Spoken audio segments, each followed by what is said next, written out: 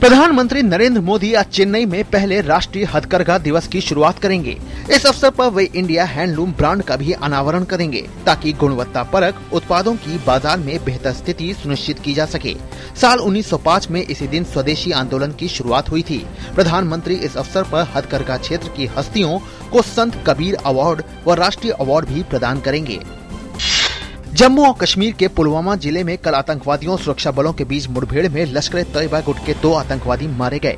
एक घर में आतंकवादी की मौजूदगी के बारे में सूचना मिलने पर सुरक्षा बल कर्मियों ने काकापोरा के आस्तान मोहल्ले की घेराबंदी की। आतंकवादियों ने तलाशी दल पर गोलीबारी शुरू कर दी और भागने की कोशिश की। सुरक्षा बलों ने जवाबी कार्रवाई में लश्कर-ए-तैयबा के 2 आतंकियों को मार गिराया। वहीं उधमपुर जिले में आतंकियों ने बसंतगढ़ थाने के अंतर्गत संघ पुलिस चौकी पर हमला किया।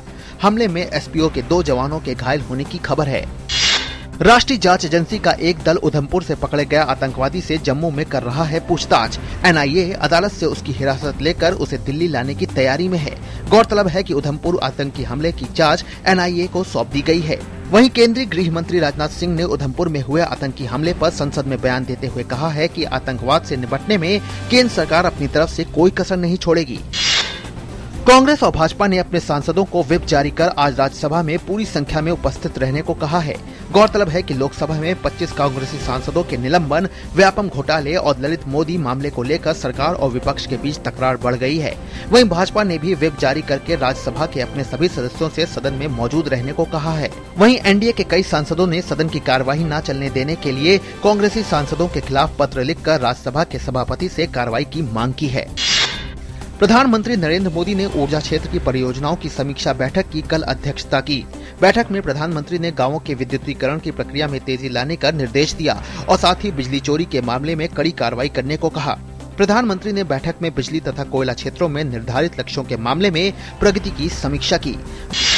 बिहार में विधानसभा चुनावों के पहले भाजपा की पटना इकाई के महासचिव अविनाश कुमार की राजधानी में हुई दिन दहाड़े हत्या।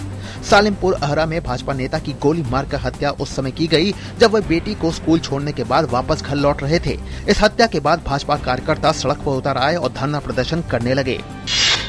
चुनाव आयोग बिहार में विधानसभा चुनावों की तारीख को अंतिम रूप देने से पहले आज से राज्य के 2 दिवसीय दौरे पर जाएगा।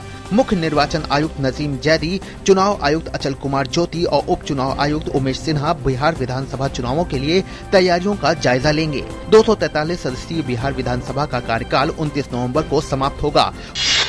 प्रवर्तन निदेशालय ने लुइस बर्जर रिश्वतखोरी मामले में मनी लॉन्ड्रिंग एफआईआर दर्ज की है। गोवा पुलिस की अपराध शाखा पहले ही इस मामले में राज्य के पूर्व लोक निर्माण मंत्री चर्चिल अलेमाओ को गिरफ्तार कर चुकी है। इस मामले में चर्चिल अलेमाओ को अदालत ने 4 दिन की पुलिस हिरासत पर भेज दिया है। कलकत्ता उच्च न्यायालय ने शारदा चिटफंड घोटाले के सिलसिले में गिरफ्तार पश्चिम बंगाल के मंत्री मदन मित्रा की जमानत अर्जी खारिज कर दी है। सीबीआई के वकील ने जमानत अर्जी का विरोध किया। वहीं मदन मित्रा के वकील ने दलील दी है कि उनके मुवक्किल के विरुद्ध लगाई गई धारा मान्य नहीं है क्योंकि वो इस घोटाले में सीधे शामिल नहीं है। भीषण बाढ़ की आपदा से जूझ रहे म्यांमार में भारत ने आपातकालीन राहत सामग्री भेजी है। चक्रवाती तूफान कोमेन से बुरी तरह प्रभावित म्यांमार के लिए विमानों से कई टन चावल, नूडल्स और दवाएं भेजी गई हैं। म्यांमार के 12 क्षेत्र और राज्य चक्रवात से बुरी तरह से प्रभावित हुए हैं, जिससे उस देश में बड़े पैमाने पर बाढ़ और भूस्खलन हुआ है। करीब 2.5 लाख लोग प्रभावित हुए हैं और 5 लाख एकड़ फसल नष्ट हुई है। भारतीय वायुसेना के विमान स्थानीय प्रशासन के साथ मिलकर राहत कार्य में जुटे हुए हैं। अफगानिस्तान की राजधानी काबुल में हुए एक बम विस्फोट में 9 लोगों की मौत हो गई है, जबकि 100 से अधिक लोग घायल हो गए हैं। विस्फोटकों से लदे एक ट्रक में उस समय विस्फोट हुआ जब उसे पुलिस छावनी के गेट पर रोका गया। घायलों को समीप के अस्पताल में भर्ती कराया गया है।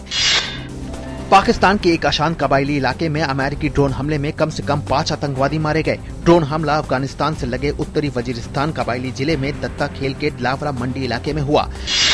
ट्रेंट ब्रिज में खेले जा रहे एशेज सीरीज के चौथे टेस्ट में इंग्लैंड ने मैच में पकड़ बना ली है।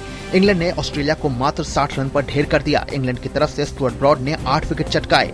वहीं पहले दिन का खेल खत्म होने पर इंग्लैंड ने जो रूट के नाबाद 124 रन और जॉनी बेस्टो के शानदार 74 रन की बदौलत पहली पारी में 4 विकेट खोकर 274 रन बना लिए।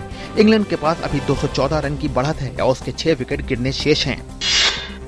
भारत और श्रीलंका बोर्ड प्रेसिडेंट 11 के बीच 3 दिवसीय अभ्यास मैच के पहले दिन भारतीय टीम ने अजिंक्य रहाणे के नाबाद शतक की बदौलत खेल खत्म होने तक 6 विकेट के नुकसान पर 314 रन बना लिए हैं। श्रीलंका बोर्ड प्रेसिडेंट 11 ने टॉस जीतकर पहले गेंदबाजी का फैसला किया।